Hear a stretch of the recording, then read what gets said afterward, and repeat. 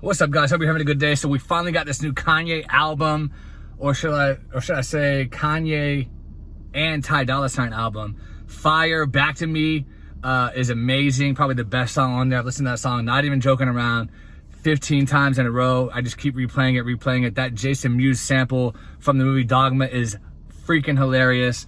So let's talk a little bit about it, and then give like a sales prediction on what we think it's going to sell in the first week. So like I said, the album's absolutely amazing. Ton of features. It's really good. I'm not gonna lie, like I've never been the biggest Ty Dolla $ign fan.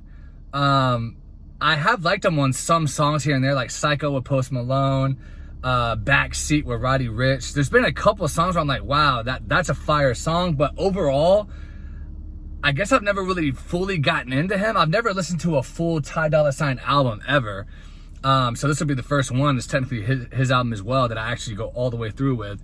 So I can't say yet whether I would have preferred just a Kanye album or preferred, I'm glad that they did it together. I mean, either way, let me just say this. I'm glad that we got new Kanye music because it's been, like 3 years since Donna dropped? Well, no, maybe not 3 years. I think it was the end of 2021. So probably like 2.5 years. So it's been a while. And it'll be interesting to see what this thing sells because this is his first album that he's dropped outside of, I guess, if you count Donna 2 on the stem player, then you could say that was his first like independent album. But this is like his truly first independent album.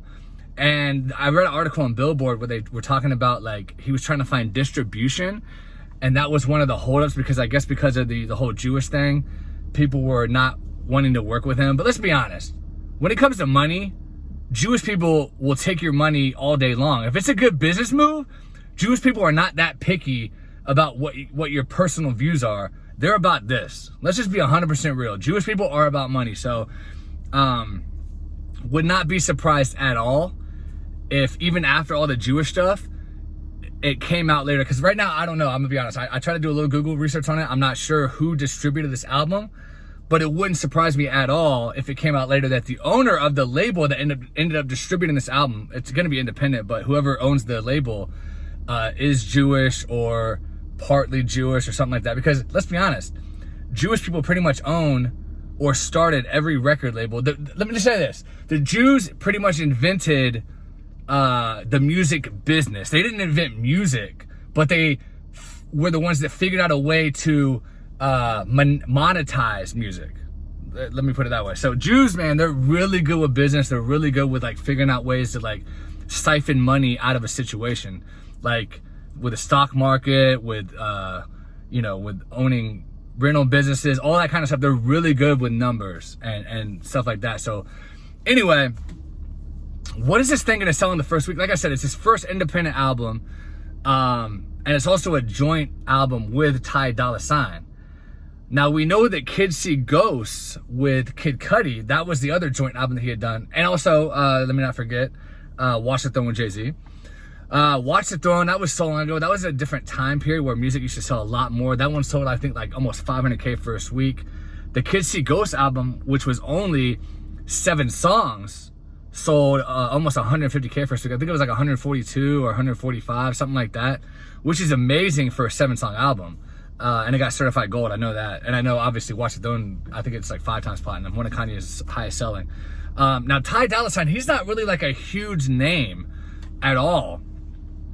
I mean, yeah, he was, like I said, he was on Psycho, and he's been on a couple of hits, but he's never, I don't think any of his solo albums have ever gone gold or even sold more than like maybe 20 or 30K for 6. So he's not a huge artist. So his name is not going to help this thing sell at all. It's all going to come down to Kanye and how much people are gonna come out for Kanye and how much, like, I'm curious to see, is he gonna be blackballed like 6ix9ine, where they kind of like don't playlist him and they kind of like shadow ban him on like YouTube or shadow ban him on like Spotify or Apple Music? Because they're not gonna come out and just be like, we refuse to put his music on our platform, right? They're gonna put it on there because he has too big of a fan base. He's too powerful of a entity to just like, him and 6ix9ine are on different levels, right? Like Kanye is so much bigger that it's almost impossible to fully like just be like, we're not associated with Kanye West whatsoever. Like they're gonna associate with him, they're gonna put his music on the platform, but the question remains, are they going to kind of shadow bend it a little bit? Now, we already know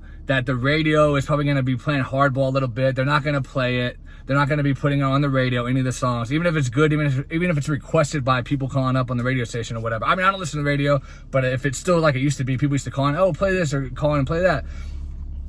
They're probably not going to be playing much of it. So I don't think any of the songs are going to do great. But I do think, like I said, Back to Me is my favorite song. I think that song might chart somewhere on the charts. I'm not sure. And I'm sure a few of them will chart on the Hot 100.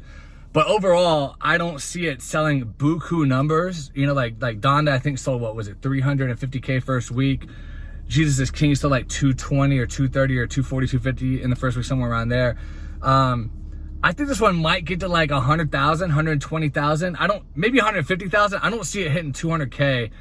With it being independent, with him being kind of blacklisted, kind of blackballed a little bit.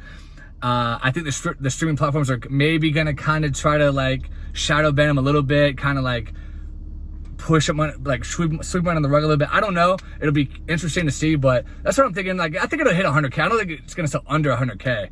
He's just too big of an artist, right? But I don't think it's going to be, you know, really high selling. I think it will be one of his lower end albums. Maybe it'll match Kids See Ghosts because it does have a lot of tracks. Not 100% sure on that, but that's what I'm thinking. But let me know what you guys think in the comments. What is he going to sell in the first week with this new album? Is the album going to go number one? I think it probably will go number one because the number one album last week, I think that album only sold like maybe 60, 50K. So I think it'll go number one, but I don't think it's going to be like insane selling just because of, you know, the dirty tricks and things that are going on behind the scenes. But anyway, please subscribe if you've never been here before. Give me a like if you don't mind, and I will talk to you guys later.